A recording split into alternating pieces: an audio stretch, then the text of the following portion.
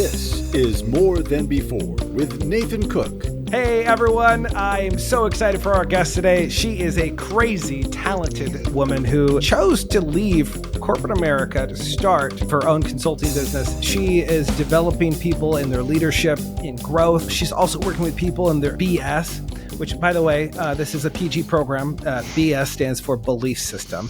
So when she says that, you're going to know it's a belief system.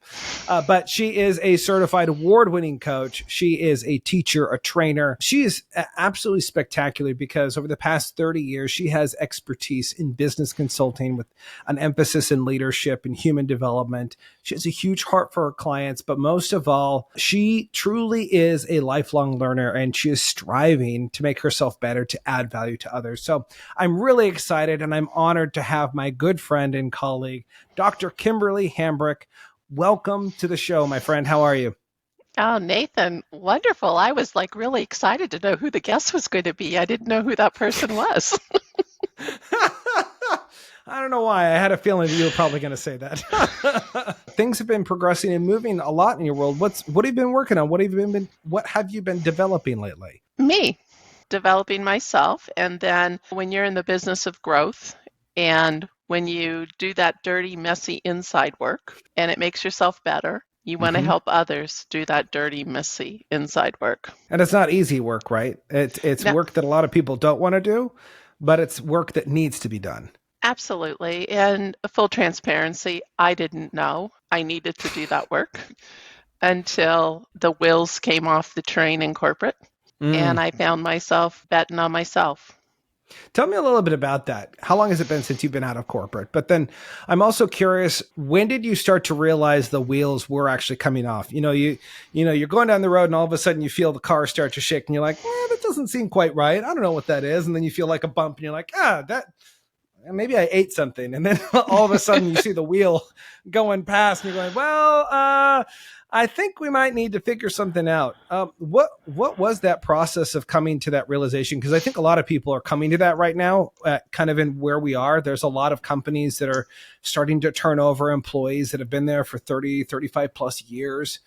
And people are starting to feel that vibration, not even just in corporate America, but in their jobs generally. And so I'm curious, what was that feeling or what was that thing that you started to notice and what made you make the jump? It's not a pretty tale, but it's a real tale. Being in corporate, coming up on 30 years, being in leadership roles, probably since the early 90s. And I didn't always get it right. And I kind of knew I didn't always get it right. And I was working on being a better leader. At the same time, I was battling those belief systems that swirl in my head of limiting self-beliefs. And I was in my late 40s, early 50s before I really realized, hey, I'm worth it. And it was both personal and professional. It was people in my life that should have loved me, that didn't, that made me feel less than. And then in the corporate world, at least in my case, Nathan, when I saw myself as less than, I attracted people who saw me as less than. And so I knew that I probably overstayed my expiration date in that position by about 2 years. And what I mean by that is I stopped growing myself. I stopped pushing myself. I was more focused on, do they like me? Would they be my friend? What can I do for them? Instead of making some of the difficult decisions that needed to be made. So as all that was going on, I learned about Maxwell leadership having a team. I had been certified as a coach through International Coach Federation about 4 years prior because I did a lot of coaching in leadership roles. So I joined first and foremost for myself.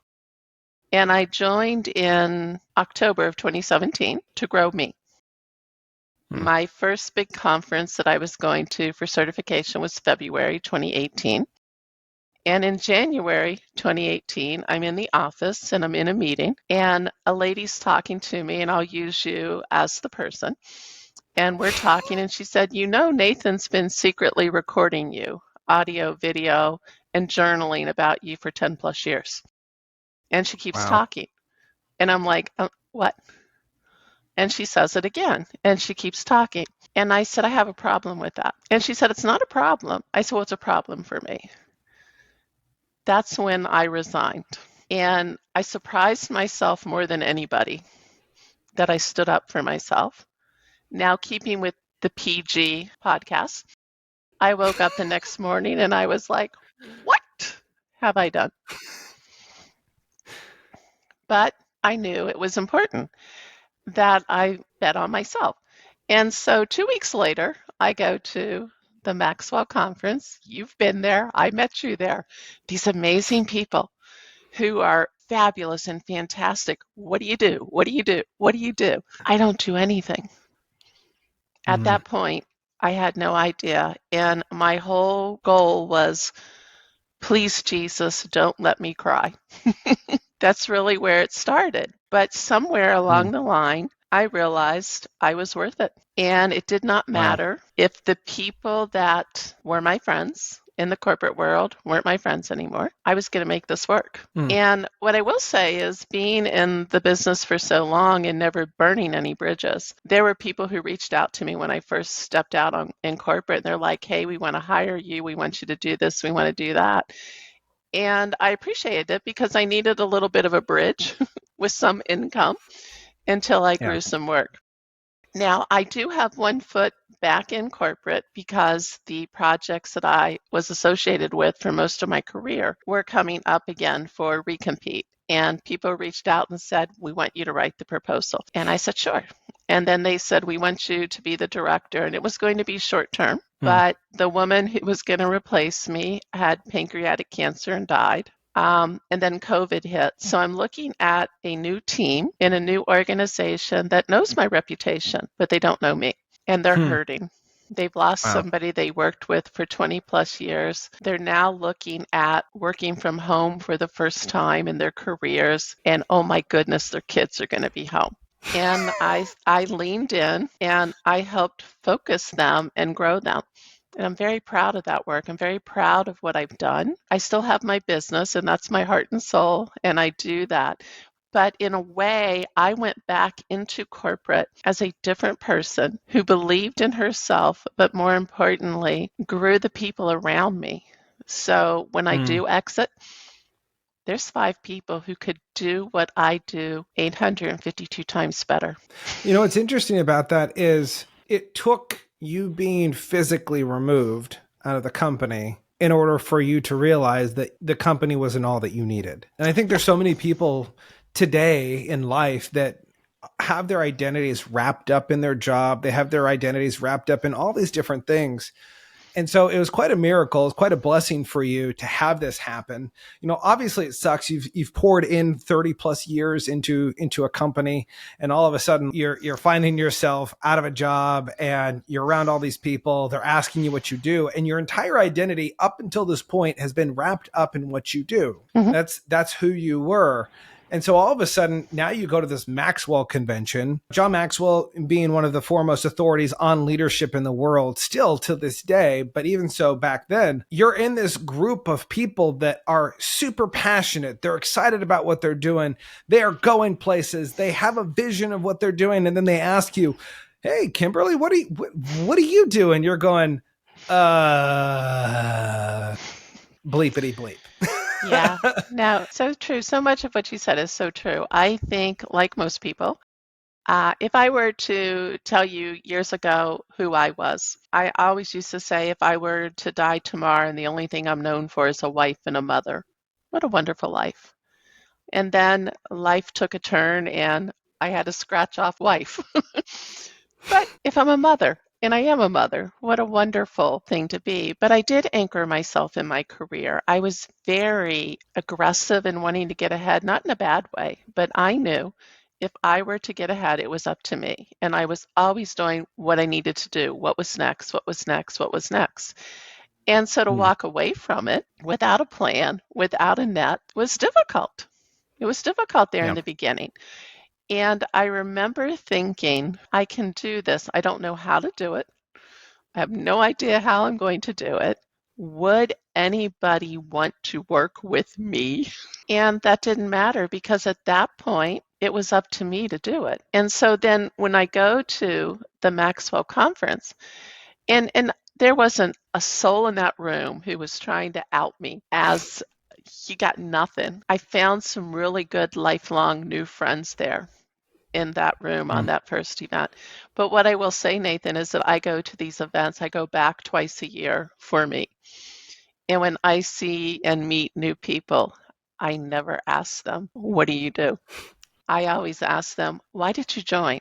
What is it that you want to do with this? Because I never want to put somebody in that spot that I was put in, not intentionally, but I don't want to do that to other people. So I'm curious, you were talking about childhood. Childhood was not a happy-go-lucky necessarily time in life for you. But, it's interesting, and I know that you've done the work, so I know that I can ask you this question.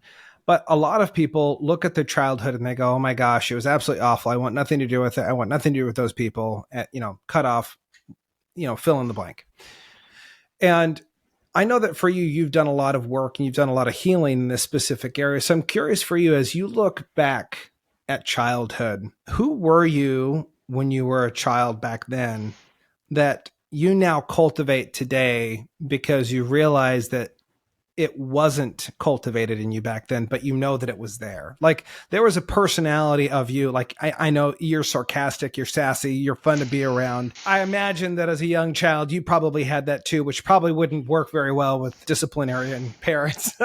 But how would life be different if that particular piece had been cultivated in you? Some of the things that really make you who you are today. Such a great question. And I say often, and I truly mean this, I have no regrets about anything in my life. I had, from the outside looking in, a happy childhood. But I come from an Italian family. I'm the middle child, and I don't get caught up in a lot of those things, but I was the middle child, older sister, younger brother. And it's funny because how you described me now is not how I was as a child. I was the good kid. I didn't make waves for anything. I got straight A's. My mom used to tell me a lot that I wore my heart on my sleeve, and if they told me boo, I'd go to my room and cry. I was always trying to make sure everything was okay. Somewhere along the line, I got forgotten about in that I believe, and I had a conversation one time. Both my parents have passed, but I had a conversation at one point with my mother, and the way she said it to me was, I didn't need to worry about you. But I didn't take it that way. I took it as she didn't love me. I did take a lot. It did take a lot of internal work and a lot of healing, and as a person of faith, a lot of praying to get through that. I can say now that my mother did the absolute best that she could do, and I'm okay with that. But one of the things that I will say, Nathan, is being blessed as a mother with 2 children. My boys know daily. And I told you they're 26 and 29, soon to be 27 and 30, and they know daily that they're loved. They know exactly that I'm here for them. We've made it through a couple rough patches, and I knew I was the mother they needed to get through. So I take a lot of pride in that I broke a cycle of a mother that did the best, but I honestly do not recall that woman ever saying to me she loved me, even when she was in the hospital and sick. And I would go up, race up there to be there. She would tell everybody else in the room and on the phone she loved them, but she never told me. And I did a lot of driving and crying from those visits. And at some point, it was driving and crying and screaming out the window of the car.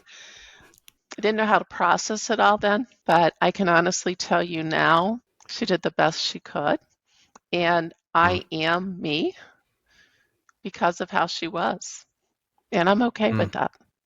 I love the processing piece about this. And if you're listening to this, I love Kimberly's story because I think there are so many people that have a similar story to this where they don't have a parent, whether that's a father that doesn't tell them that they love them or a mother that doesn't tell them that they love them, or maybe it's both parents where you don't feel appreciated that your parents actually see you or that they communicate to you that you're loved. I find that a lot of kids, a lot of not even kids, but young adults don't feel connected with their parents. They don't feel like their parents actually care about them. Mhm. And I love what you said, the statement of she did the best that she could. And I think so many times, often in life, we see things from our own perspective. We forget that there were things going on in the background that you didn't know about. That doesn't excuse necessarily behavior, but it gives you a better understanding of, man, if I had the same tools that my mother had growing up, I probably would have been the same exact way. But there is something that you talk about with this, is that you broke the cycle. I think so many people right now listening to this could break the cycle, but they're so bitter and they're holding on to the past pieces that they're unwilling to let go of what happened to them to break the cycle. Yes. And so I'm curious, that cycle being broken, for the person that's listening, what would you tell them that, here's the first step that I took? Maybe it's not a big step, it's not, going and seeing someone. It could just be sitting down and writing. I don't know what that process was for you, but what would be a first step? What was the first step for you as you started to navigate these, tumultuous waters of childhood?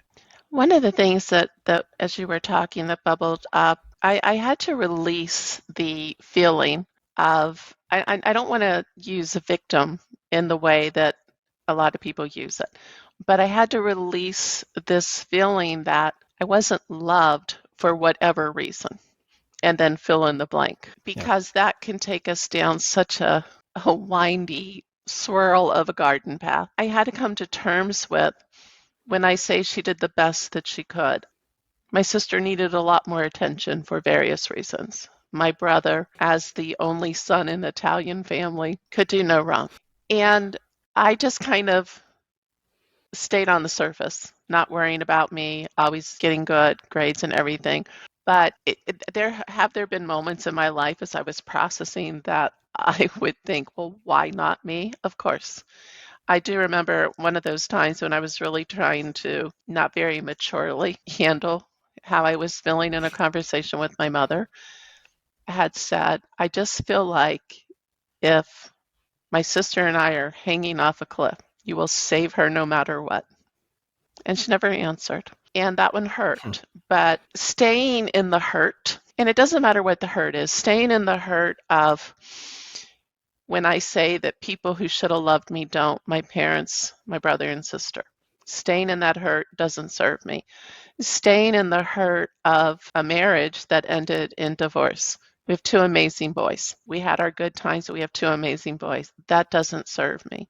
Staying in the hurt of people in corporate that I was blindsided by somebody who, when I started to dig a little deeper into it, truly had tried to break me personally, professionally, financially, spiritually, emotionally. And I took away that power by saying, I'm leaving. I wasn't asked to leave. I said, I'm leaving. And I was told that that person was so surprised. And I couldn't understand why someone would be surprised that I didn't want to be around that type of behavior. Whatever it is, and it's not, and please hear me, listeners, I'm not trying to make light of this, because it's not easy at times to do, but you have to sit and ask yourself, what do I need to release that's holding me back, keeping me stuck, keeping me in the spiral? And once you do that, once you can identify it, you start to find a path forward. It's true, because so many of those hurts are the things that anchor us down where we are. Our unwillingness to let go of things from the past. It's not to say that the person didn't hurt you or that they didn't do something to you, but it's for you to say, I'm going to put this down, this hurt down, and I'm going to walk forward knowing that I can be stronger than this, right? Because you've had so many things happen in your life where your life has truly been this crucible, right? It just continually heats up and you're constantly having to let things go. And you're going, okay, God, like, I think I'm done. I don't think I need any more crucible moments. I don't want the heat anymore. Like, I think I'm good at giving up, everything that I've given up so far. Let's not go anymore. And then God heats things up again. He goes, you know what, Kimberly, I want to make you into something amazing, but you have to be willing to trust me. Trust me to let go. And I find that a lot of times people aren't willing to let go of those hurts and those pieces that they're holding on to so they can move forward in their life. One of the things I love about who you've become is you become very intentional of the people that you surround yourself with. And I think it's important. A lot of people don't understand how important the surrounding community that you put around you is, because you are around a community. And I don't know whether you knew it at the time when you were being placed in the community of just being around people that cut you down, that didn't believe in you, that didn't encourage you. When you are in that kind of community, your growth is stifled. It's hard for you. It is next to near impossible for you to shine in the way that God has created you to shine. And so for you, at one point in your life, you started to cultivate. I remember us even being in a conversation once where you said, you know what, I'm cutting these people out. I'm not talking to them anymore. For some people, they go, oh man, that's awful. I can't believe that, she thinks she's so much better than anyone. No, that's not what it is. She realizes that God gave her a specific gift in her life that she has to shine to show love and kindness to others. But in order to do that, she has to surround herself with people that will cultivate that. Yeah. Can you tell me a little bit about what that was like of shifting the tribe that you're around? Because I think for many people, it's hard, right? Because they have that feeling, that sense of like, I'm abandoning people. Like, oh, well, they're doing the best that they can. Even though they're hurting me, they're doing the best that they can. I just don't want to leave them. There are times where you actually need to leave them.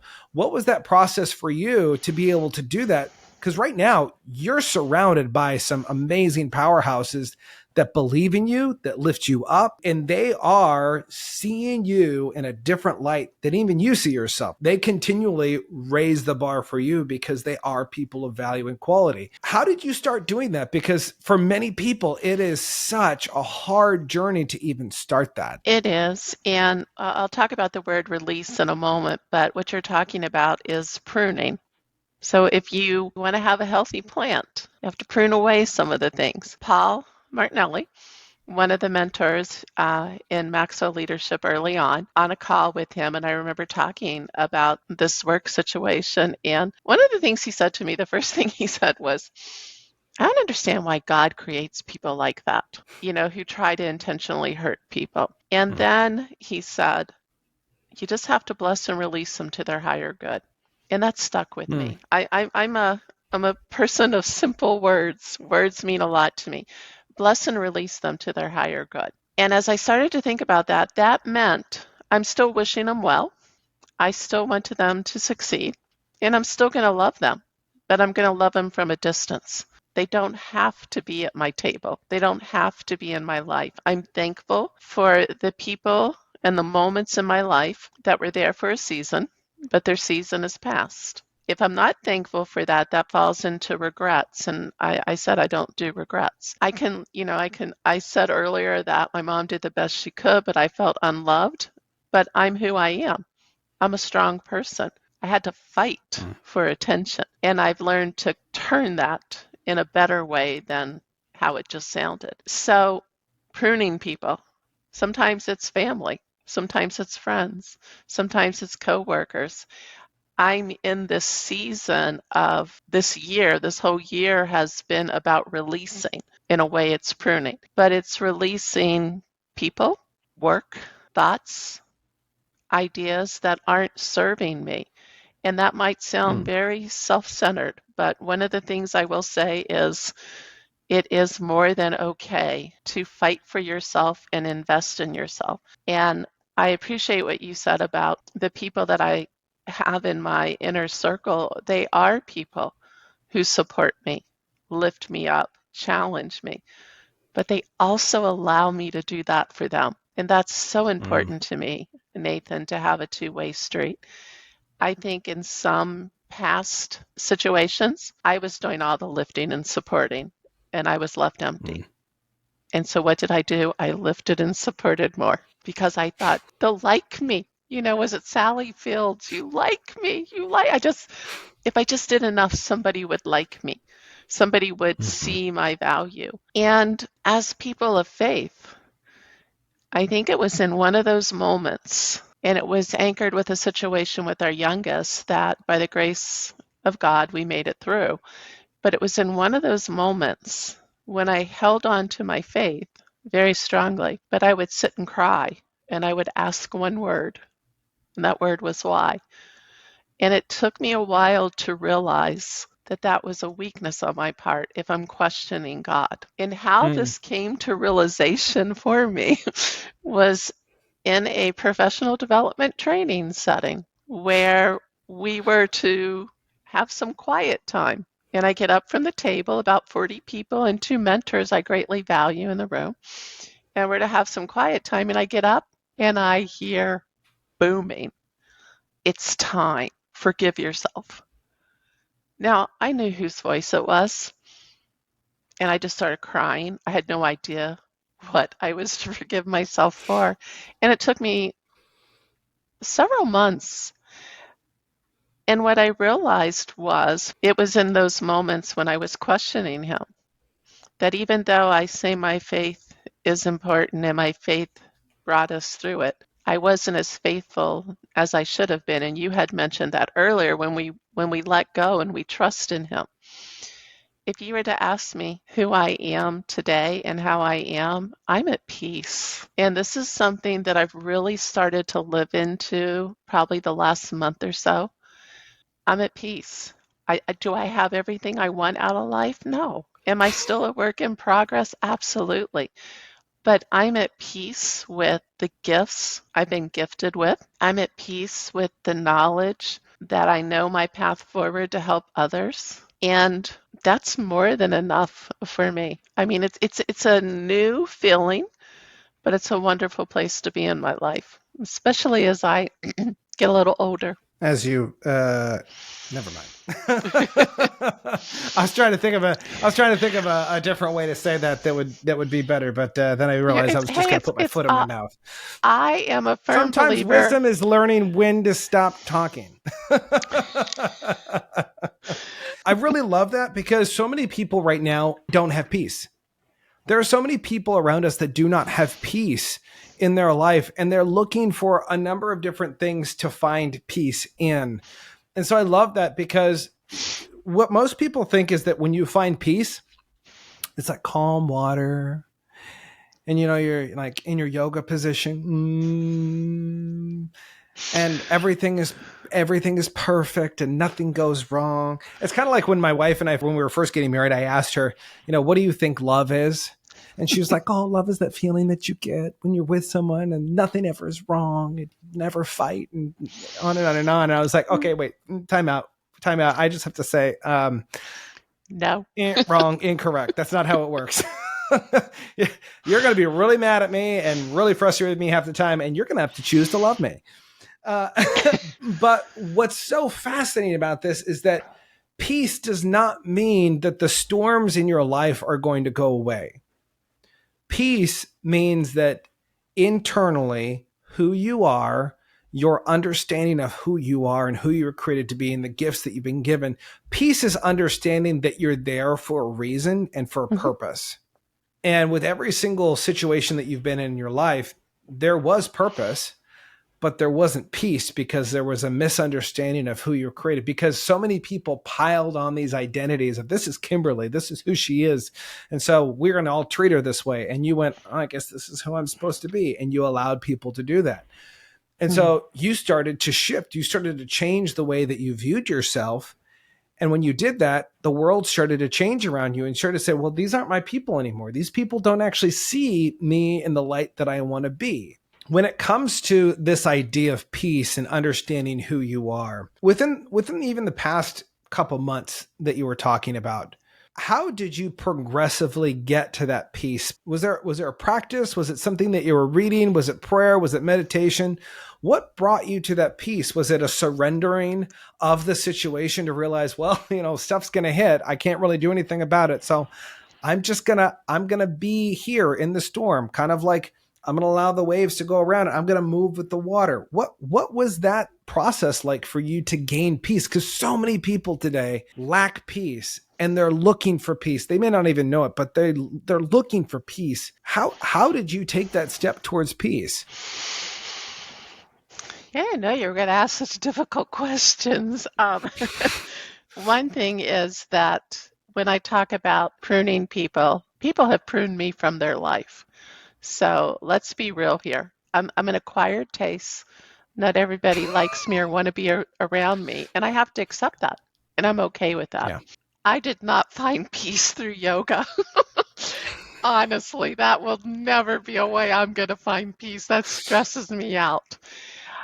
I think it was because of how I've been viewing this year as a transition year. The word that, and I don't really get into the words of the years as much as a lot of people, but for some reason, this word, releasing, has really felt right. And I know that I'm shedding a little bit of things that maybe I'm doing some work and business with people because I think it's helping them versus is it helping me? And my time's limited. All our time is limited. So I want to focus on the things that truly make me happy. And what makes me happy is when other people, you coach people, when they get that aha and when you see that transformation. And that's powerful. That's powerful. So I think I've been allowing myself more opportunities like that.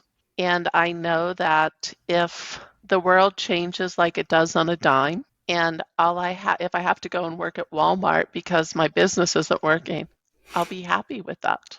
I would be happy with that because it's a lifelong Catholic, but it's taken me a long time to understand that I was truly created for a reason.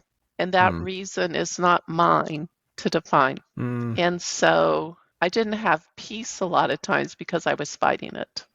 I think there was a while, about a year ago, the end of last year, I knew I was being called to do something. I didn't know what it was, but I was being called to it. And patience is not a virtue of mine. I needed to know. It's supposed to be a virtue of yours, right? I pray for that one daily.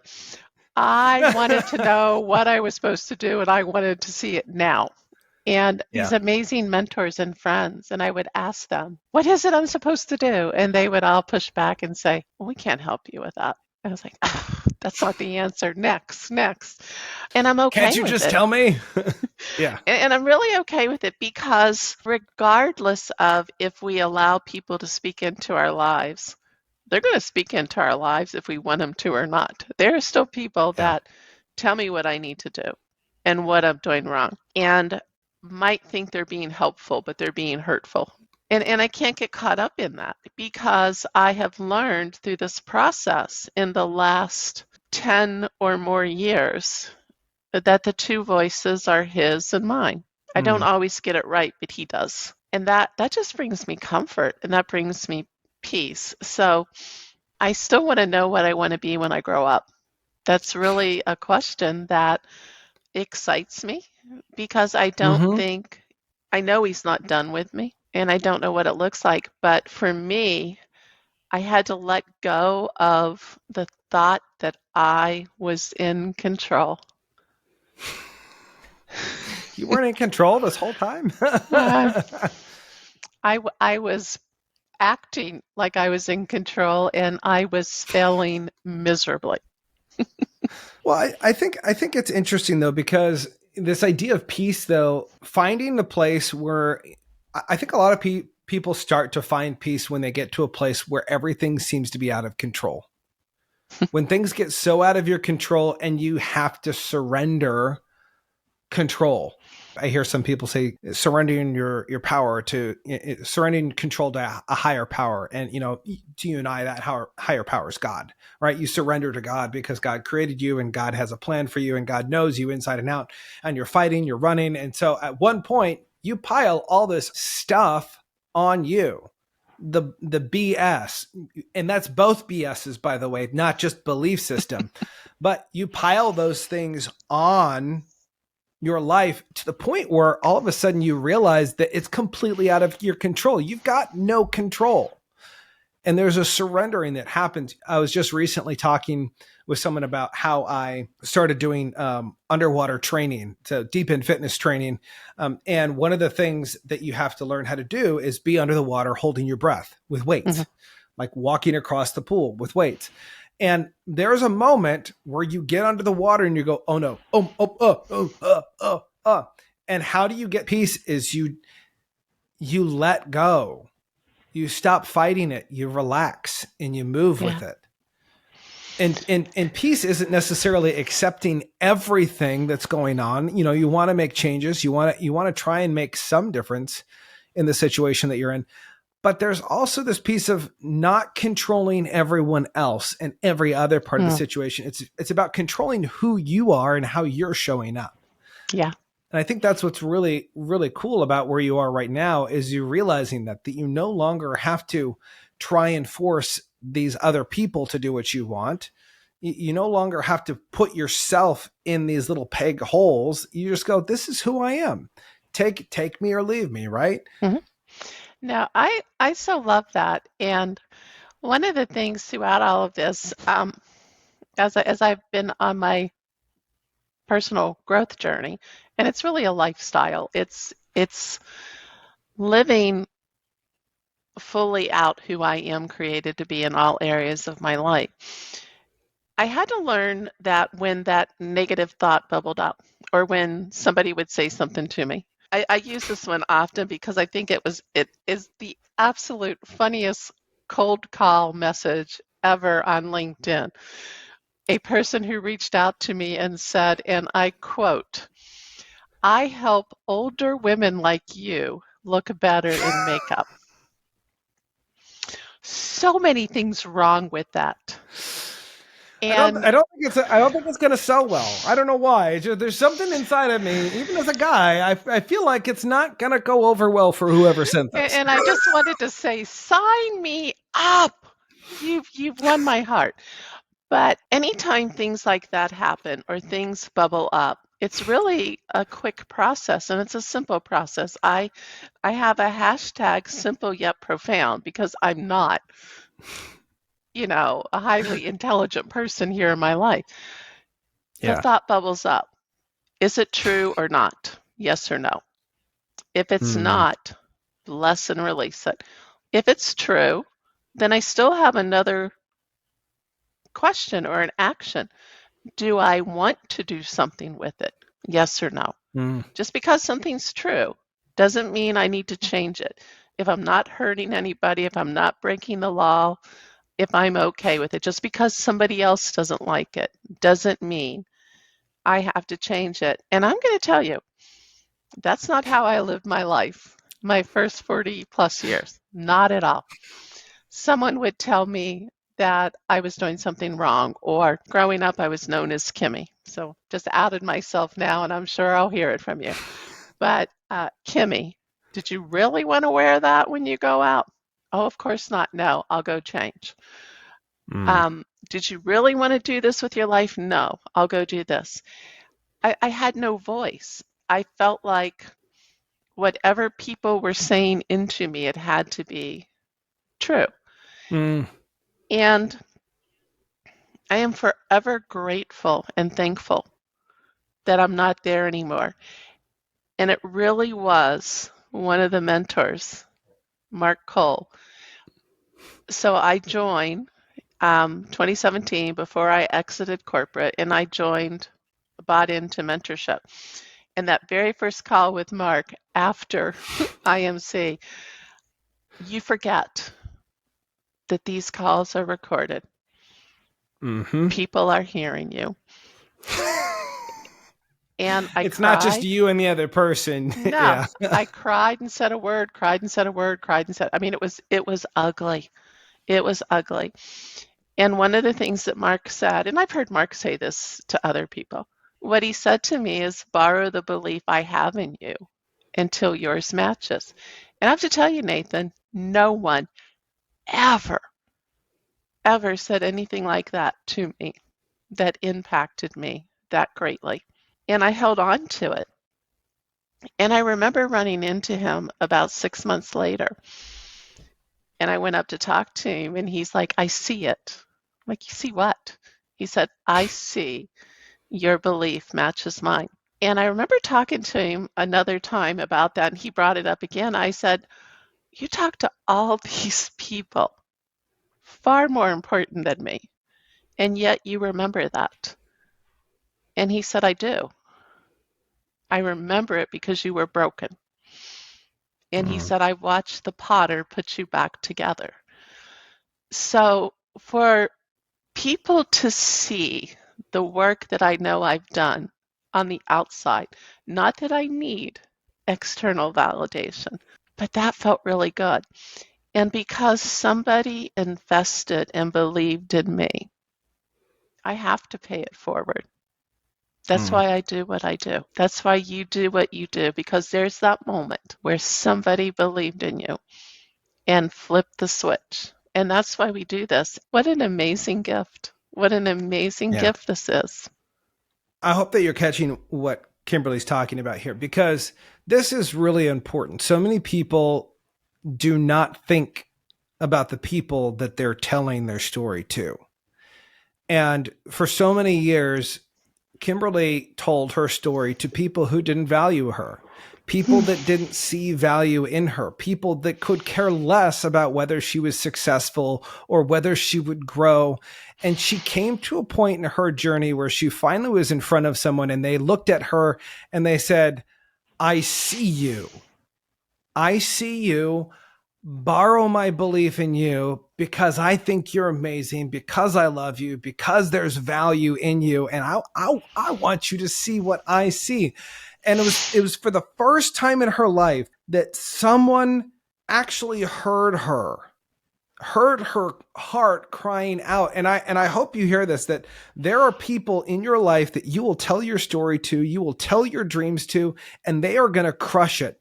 And it's not because every single person wants to crush your dreams, because they don't know how to care for your dream. That's why you need someone like a Mark Cole in your life, or a Kimberly in your life, or Nathan in your life that hears those things, that guards them and protects them. And they say, you know what? I believe in this. Mm-hmm. It's going to be hard. It's going to be a difficult road, but I know you can do this. And so I hope you hear this, because this is such a powerful lesson that I hope each and every one of you can walk away with. Guard your dreams. Tell them to people who will guard them with you. That doesn't mean that you want people that won't say no and won't bring some reality to the situation, right? We need those people in our lives for the dreamers to keep our feet on the ground so we don't float away with a bunch of balloons, right?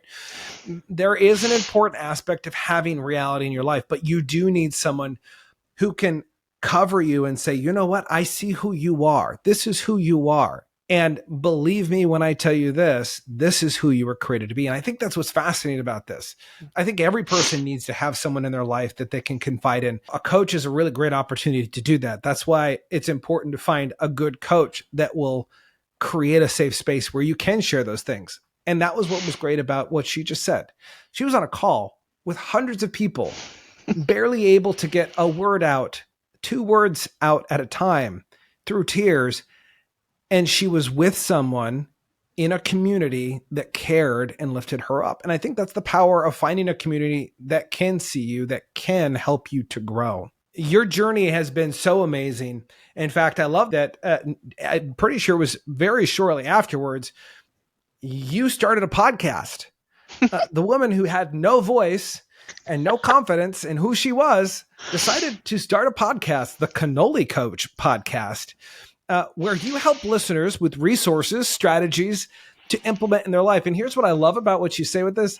You say to help them leave their frustration and take the cannoli. Perfect. We need to do that though. We need to leave the frustrations out, and we need to get back to the simplistic pieces of life, just the small things in life that make things better, like a really good cannoli. Yeah. Yes and amen. I so agree. Yeah, it cracks me up sometimes when I hear people talk about that, because I did do that. I'm like, who is that person who did that? Not knowing. You're still doing it though. I'm still doing it. The podcast. Yes, I know. I'm still doing it. I'm very proud of it. And I love bringing guests on. You were one of the first ones. And I do it because I love talking with people and hearing their stories. I thrive on that. But it started as, so I'm stepping out on my own. I'm going to be, at that point, I was one of 20-some thousand coaches trained in Yeah. Maxwell leadership. What makes me different and unique? And this crazy idea while I was mowing grass, because that's where I think, behind the lawnmower,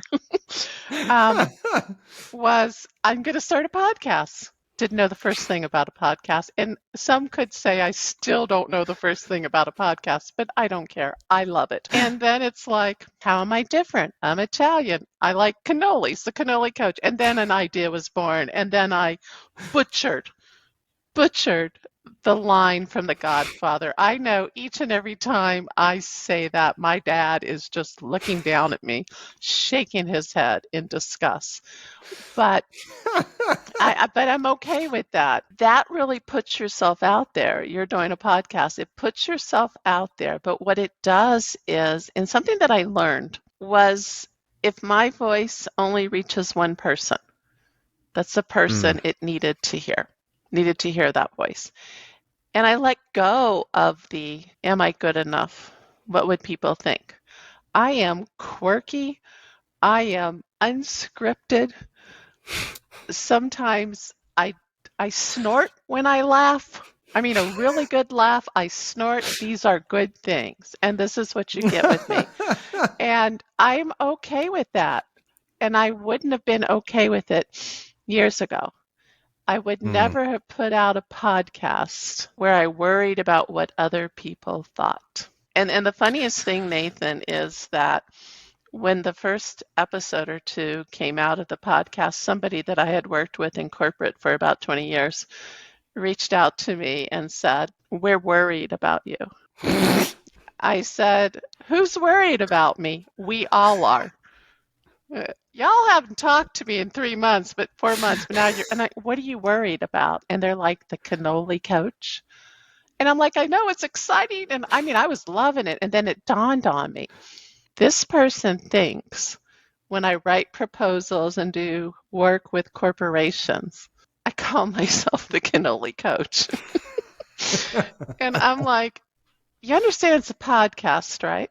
I don't go into a corporation, but I couldn't resist then. I said, but if somebody wants to hire the Cannoli Coach, I will show up, do the best coaching training they want, and there will be cannolis at the end. And but that's who you are. Like, yeah, that's what's so amazing about core. it. You owned it. And I think that's such a powerful lesson that so many people can learn, is that you have to own your quirkiness, who you are, because no one else is going to. And you were created for this. You were created for this exact purpose, this exact point in life, because so many people are like Kimberly early on, where they're shielding themselves and they can't be vulnerable because they're around a bunch of people that they can't be vulnerable with. At some point, when you start to take off some of the layers of armor, people are going to attack you, but you have to realize that they don't understand. Mm-hmm. They don't understand because they themselves are afraid of who they are. And so when you step out and actually be who you were created to be, they attack that, because guess what? They're not living in the way that they were created to be. Absolutely. And that's what I love. That's what I love about the Cannoli Coach, because it truly is you. Kimberly, I want to thank you so much for being on this program, because it truly is eye-opening to hear someone's journey. You know, so far this season, we've had some amazing people that are on just like you, but they've had a different childhood. You know, a lot of them have had up childhoods. Things were good. And I want people to understand that you don't always have to have a great childhood in order to have success. You don't even have to have a great high school or young adult life, right? You can always change things around. And so I love this about your story. It's never too late to start living into the person that God created you to be. So I want to thank you for being transparent, to show up, to tell your story. I want to ask you one more question here. But before I do, I really want to encourage that if you're listening to this right now and Kimberly is striking a chord with you, I want you to go on Facebook and I want you to find Kimberly Hambrick Consulting, and I want you to reach out to her. I want you to connect with her, because you need someone in your life. You need someone that's going to be there to walk you through these pieces. And she's an excellent coach and trainer to be able to walk you through this. She has gone down the path from where you are. She's continuing to grow. And guess what? You want someone that's going to be there to walk with you, not a year, 12 years ahead of you, but someone that has come out of it and it's still going, hey, I want to work with you. I want you to be transparent. I want to be able to believe in your dreams. And so I want you to go over, find Kimberly, and also make sure you go to her podcast, The Cannoli Coach. You can find it on any major streaming platform. So go and follow, take a listen to her podcast. It's great. You always make me laugh. Here's what I want to ask you, Kimberly. When we first met, I felt like there was a lot of uncertainty in your life. And I think that there definitely was a period of time where you were starting to step out, right? You were in these shadows, and now you're starting to step out into who God really created you to be doing something that you were meant to be doing your entire life that no one spoke life over. And today, I believe your confidence is evident in the way that you show up. There is a confidence there that was not there before. What does it look like for someone to step out in confidence? Because confidence is such a tricky subject matter for some people. How did you build your confidence to be able to step out to do things that maybe other people attacked at first, like the Cannoli Coach or walking away from corporate America? How did you build confidence to be able to step forward? Such a good question. You had me crying. You have me thinking, I don't know what to do now. I just haven't made you snort yet. I appreciate that you talk about my confidence and you see it. What I will say is there are people who have been in my life I have friends, dear friends from junior high and high school. And that's a long, long time ago. And they're my best friends. They're my dearest friends. And I have lifelong friends I grew up with. I have lifelong friends from that period, and I have new lifelong friends. And that's just an amazing place to be. But I've heard from people who knew me before, and they said, you're the same, but you're different. And to me, that helps with my confidence because I didn't want to be a different person. I wanted to be me. And there were people who saw the kernels of me and loved me warts and all. I usually say the good, bad, and ugly, that still see that. They see the work I've done. And they see how I speak into them, and they still see me. And I had a conversation with somebody who reached out, somebody that I did work with, really exciting educational research project that I did about 25 years ago. I'll bore you on another episode on that one. And he reached out and we were talking, and he had said, I knew back when I met you, you always cared for people and you wanted the best in them, and you're still the same person. And that really touched me.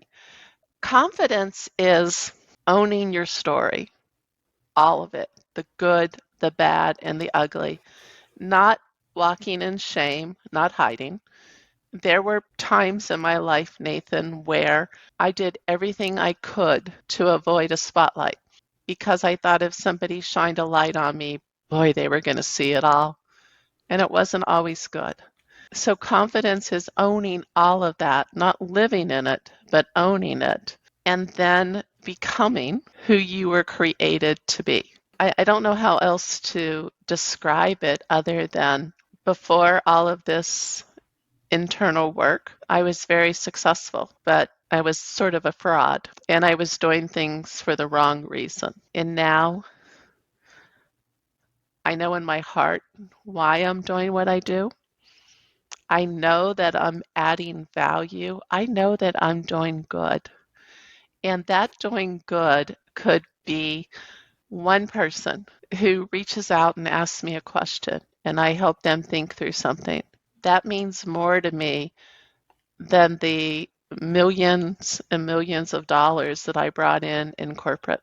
And I recently went on a transformation trip where I went to Panama. And I know you've been on one of those, haven't you? You were on an earlier one. So seeing that little seed of growth, I had no idea how much I was going to be transformed by that. We're blessed to do this. We are blessed to do this. And that makes me happy.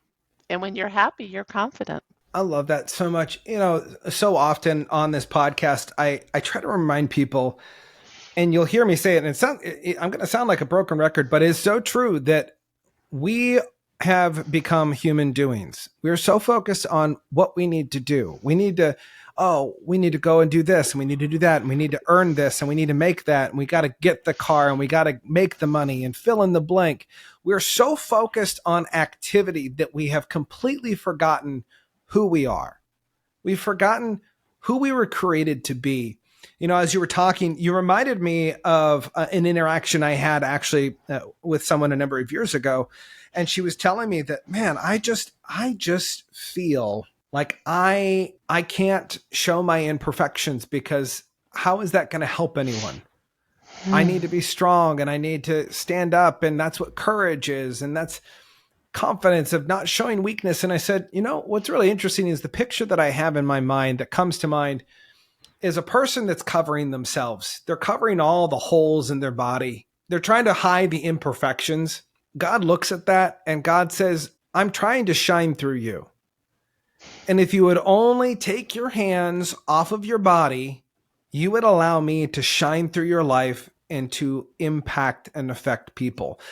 You're not going to make an impact in people's life because you're so amazing and because you're perfect. You will make an impact on people's life because they will see your imperfections, and they will see God shining through those imperfections, that you're loved, that you love others, and that you're okay that you're not perfect. Because guess what? No one is. No one is perfect, Buttercup. And so I love this about your story, because truly you took this exactly where I always love to take it, which is, I want you to understand, listening right now, you have to own you. No one else is going to tell you this is who you are. No one told Nathan who Nathan was. No one told Kimberly who Kimberly was. She had to do the digging. I had to do the digging. You are going to have to do the digging. Because even the most intentioned people that have great words to speak over you, that does not always mean that that is what God is speaking over your life. And so you have to understand that it comes back to you and God, and allowing God to speak to you.